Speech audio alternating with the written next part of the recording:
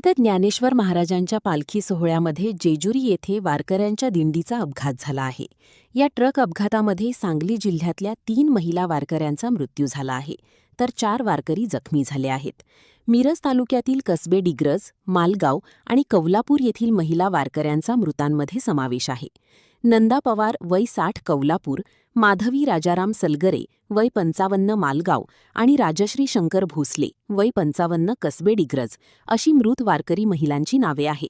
या घटनेमुळे तिन्ही गावांमध्ये शोककळा पसरली असून वारकऱ्यांच्या मृत्यूच्या घटनेची माहिती मिळताच गावामध्ये बंद पाळण्यात आले आहे. 150हून अधिक वारकरी हे 6 जुलै रोजी कसबे डिग्रजच्या संत ज्ञानेश्वर माऊली पालखी दिंडीतून आळंदीला गेले होते. दिंडीचा आजचा 5वा दिवस होता. मात्र पालखी सोहळ्यात सहभागी झाल्यानंतर मुख्य पालखी सोहळ्यातून पायी निघालेल्या दिंडीवर काळाने घाला घातला आहे.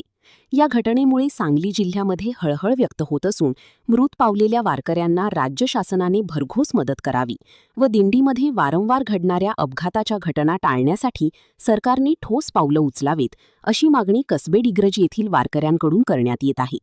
धोंडराम तुकाराम यादव, राहणार कसबे डिग्रज. सांगली जिल्ह्यातून कसबे गावची आमची दिंडी आज जवळजवळ 25 ते 30 वर्षे आषाढी वारी चालत आलेली आहे आणि आमच्या दिंडीचा आज यावर्षी दुर्दैवी अपघात झालेला आहे. आमच्या गावावरती भयंकर शोककळा पसरलेली आहे. 3-4 लोक महिला वारलेले आहेत असं म्हणून समजतं आहे आम्हाला.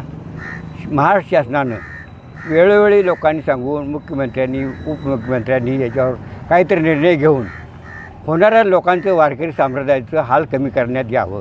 दुसरी गोष्ट की मृत झालेले लोक आहेत, या मृतांच्या वारसाला भरघोस मदत देवेंद्र फडणवीस यांनी जाहीर करावी आणि त्यांच्या कुटुंबाचं सात्वन करावं ही माझी पूर्ण इच्छा आहे. तिची परंपरा 30 वर्ष झाली आमची दिंडी इथे कसबेडीवरून जाते, सांगली जिल्ह्यातून कसबेडीवरून जाते. हां, आणि ते आळंदी येऊन प्रसन्न आमचं झाल्यानंतर आम्ही दिंडी हलवतो आणि ते सासवडच्या दिशेने पुण्याच्या दिशेने जाते. पुण्यात मुक्काम 2 दिवस असतो. तेथून पुढं सासवडला मुक्काम आमचा 2 दिवस असतो. आज सासवडचं मुक्काम करून सकाळी त्यांचा हा कार्यक्रम झालेला आहे. आधी कधी गेली होती आणि किती लोक होते यामध्ये? ह्या दिंडीमध्ये 100 ते 110 लोक आहेत. 100 ते 45 भर महिला आहेत, बाकीची पुरुष मंडळी आहेत.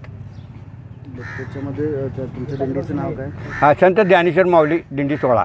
आज पंढरपूरला जात असताना आमच्या कसबेडिगर गावातील दिंडीचा अपघात झाला आणि त्या अपघातामध्ये 3 ह्या दिंडीमधील महिला मृत पावलेल्या आहेत.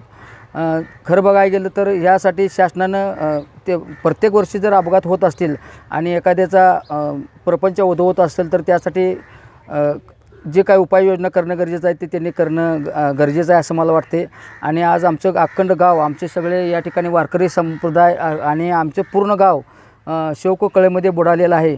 आणि आमच्या गावातील व्यापारी संघटना असतील किंवा ग्रामपंचायत आणि सर्व संस्थांनी आज बंद ठेवून आमच्या ह्या दुःखद घटनेबद्दल शोक व्यक्त केला आहे.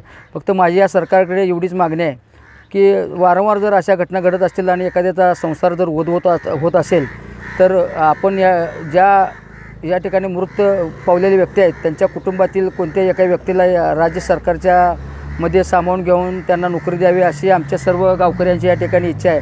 आणि तातडीनं ताबडतोब त्यांना जे कोण मयत झाले आहेत त्यांच्यावर मदत आर्थिक स्वरूपाची मदत करावी आणि जे कोण जखमी आहेत त्यांनासुद्धा भरघोस प्रमाणात मदत करावी अशी आमची सर्व गावकऱ्यांची इच्छा आहे. आणि आम्ही पूर्ण अखंड गाव आज पूर्ण शोकसागरात बुडालेलो आहोत.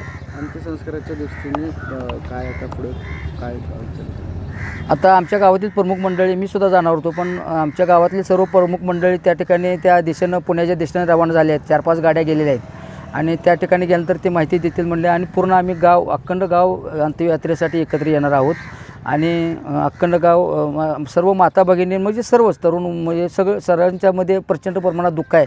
आणि आम्ही सगळेजण मिळून अंत्यसंस्कार कदाचित उद्या सकाळी होईल पण आम्ही एकत्र येऊन सगळं पार पाडणार आहोत.